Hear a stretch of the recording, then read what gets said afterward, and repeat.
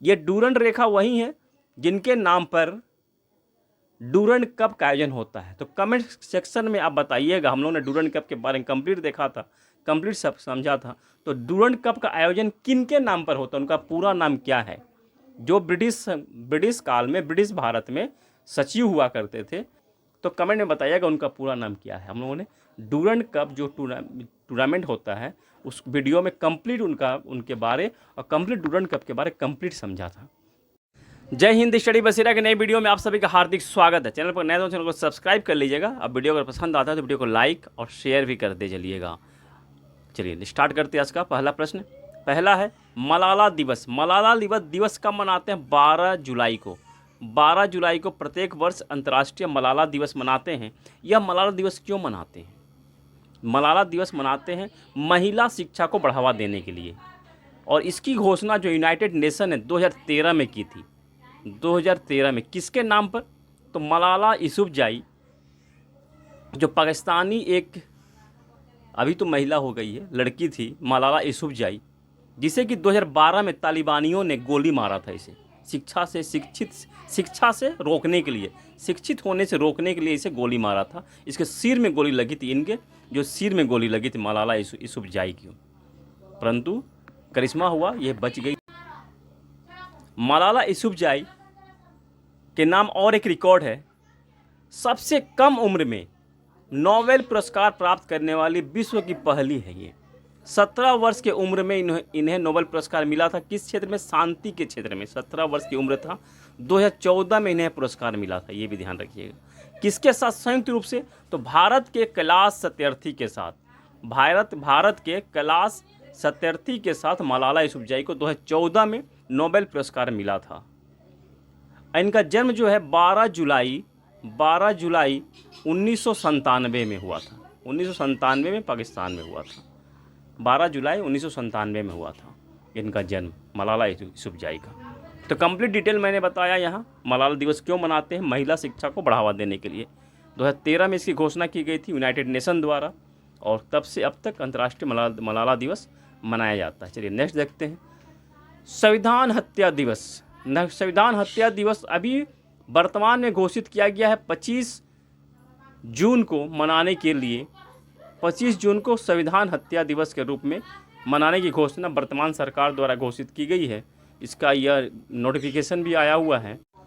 ये नोटिफिकेशन है, देख लीजिए, इसमें लिखा हुआ है जो घटना है 25 जून को मनाने की घोषणा की गई है। 25 जून 1975 में जो इमरजेंसी लगाई गई थी, उसी को याद में 25 जून को संविधान हत्या दिवस के रूप में मनाने की घोषणा की गई है। तो ये गजट नोटिफिकेशन है, सरकार की ओर से घोषित किया गया है। इसे फिर जूम आउट कर देता हूँ, आप लोग इसे जूम करके देख लीजिएगा।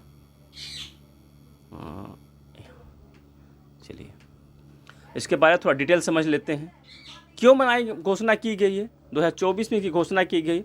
जो आपातकाल घोषित किया हुआ था इंदिरा गांधी के शासनकाल में 25 जून 1975 में, 25 जून 1975 में जो आपातकाल लगा था, यानी कि इमरजेंसी जो लगी थी, उसके याद में 25 जून को लगी थी। तो उसी को याद करते हुए, उसी घटना को याद करते हुए संविधान हत्या दिवस के रूप में मनाने की घोषणा की गई है। 21 महीने का यह आपातकाल लगा था। तो उस समय राष्ट्रपति कौन थे?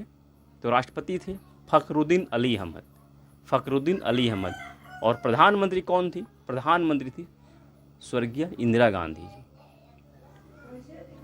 तो यहाँ एक प्रश्न और बनता है कि इमरजेंसी जो लगाई जाती है किस अनुच्छेद के तहत? तो 352 अनुच्छेद के तहत। 352 अनुच्छेद के तहत। थोड़ा नेक्स्ट पेज में ले लेता हूँ, वहाँ डिटेल में लिख कर थोड़ा बता देता हूँ। आर्टिकल है 352 के तहत जो नेशनल इमरजेंसी यानी कि राष्ट्रीय आपातकाल घोषित किया जाता है, इसी अनुच्छेद के तहत में। ये कब लगाया जाता है?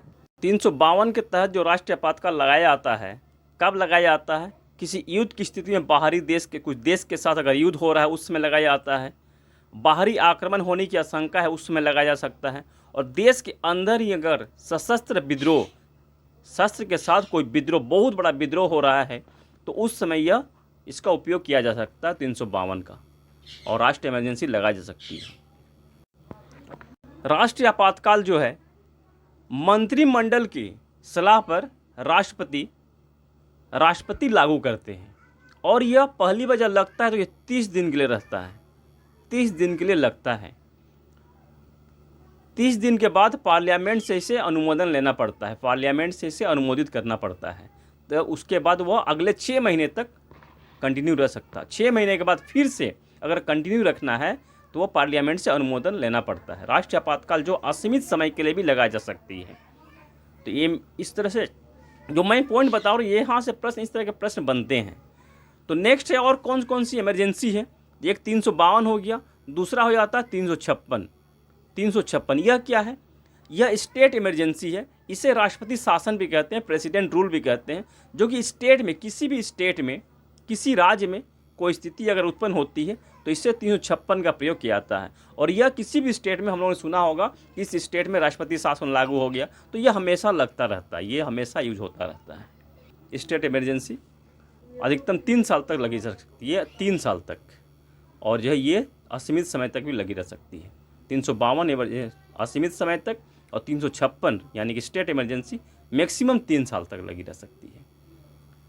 सबसे पहला जो स्टेट इमरजेंसी लगा था पंजाब में लगाया गया था, उसमें पंजाब का नाम PEPSU था, PEPSU था उसमें पंजाब का नाम, जब पहला इमरजेंसी लगा था स्टेट इमरजेंसी। तीसरा है 360। मैंने ये बताया था, पुराना वीडियो अगर आप लोगों ने देखा होगा पिछले साल का वीडियो, इसके बारे में मैंने डिटेल बताया हुआ है।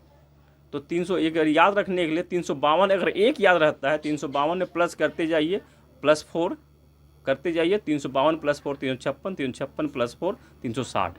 तो इस तरह से ये इसे याद रख सकते हैं। तो 360 क्या है? फाइनेंस इमरजेंसी, यानी कि वित्तीय आपातकाल।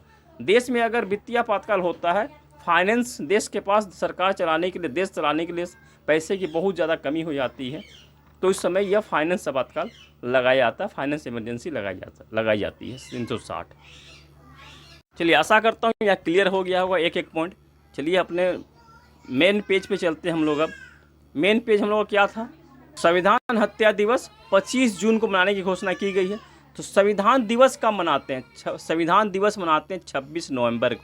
26 नवंबर को संविधान दिवस क्यों मनाते हैं? तो 26 नवंबर 1949 में, 26 नवंबर 1949 में संविधान जो बनकर तैयार हो गया था, उस समय इसे अंगीकार किया गया था, यानी कि स्वीकार किया गया था, यानी कि इसमें सभी तरह से सब कुछ संशोधन करने के बाद इसे एक्सेप्ट कर लिया गया था और लागू किया गया था 26 जनवरी 1950 में। तो 26 जनवरी को हम लोग गणतंत्र दिवस मनाते हैं। क्लियर सा है 26 नवंबर को क्यों मनाते हैं, इसे भी डिटेल हम लोग में समझ लिया। चलिए नेक्स्ट पॉइंट पे चलते हैं। नेक्स्ट पॉइंट है, DRDO ने सबसे हल्के वजन का टैंक बनाया है, उसका नाम रखा है जोरावर। और इसका परीक्षण किया है कहाँ? तो हाजीरा, गुजरात में।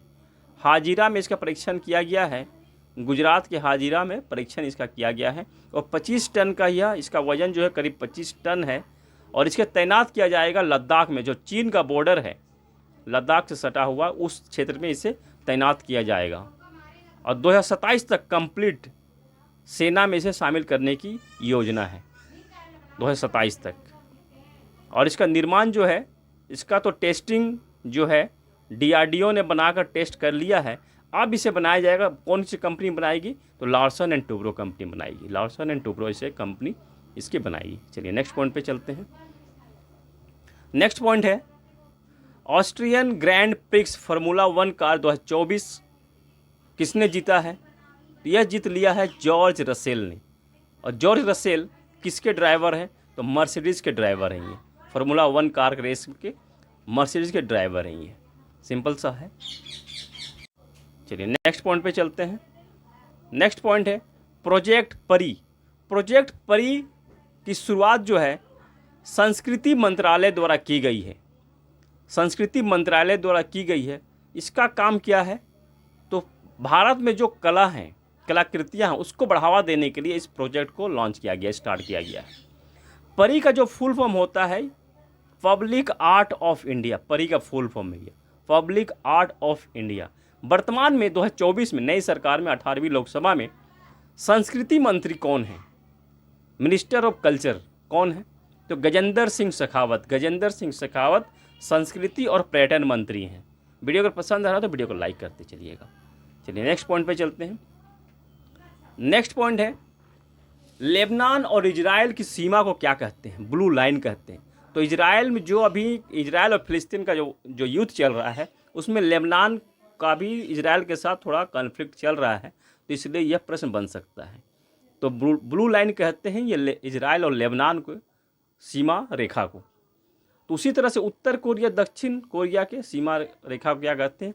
38वीं समानांतर रेखा। इंडिया पाकिस्तान की रेड क्लिप और इंडिया चाइना की मैकमोहन, इंडिया अफगानिस्तान की डूरंड रेखा कहते हैं। ये डूरंड रेखा वही है जिनके नाम पर डूरंड कप का आयोजन होता है। तो कमेंट सेक्शन में आप बताइएगा, हम लोगों ने डूरंड कप के बारे में कंप्लीट देखा था, कंप्लीट सब समझा था। तो डूरंड कप का आयोजन किन के नाम पर होता है, उनका पूरा नाम क्या है? जो ब्रिटिश काल में ब्रिटिश भारत में सचिव हुआ करते थे, विदेश सचिव, तो उनके नाम पर यह होता है और उनके नाम पर ही यह डूरंड इंडिया और पाकिस्तान अफगानिस्तान का जो सीमा रेखा का नाम उनके ही नाम पर रखा गया है। तो कमेंट में बताइएगा उनका पूरा नाम क्या है। हम लोगों ने डूरंड कप जो टूर्नामेंट होता है उस वीडियो में कंप्लीट उनके बारे और कंप्लीट डूरंड कप के बारे कंप्लीट समझा था। तो कमेंट सेक्शन में बताने का प्रयास कीजिएगा। चलिए आज के लिए इतना ही, मिलते हैं फिर नए वीडियो में आप सबकी सफलता की मंगल कामना के साथ। तब तक जय हिंद, स्वस्थ रहें, मस्त रहें, धन्यवाद।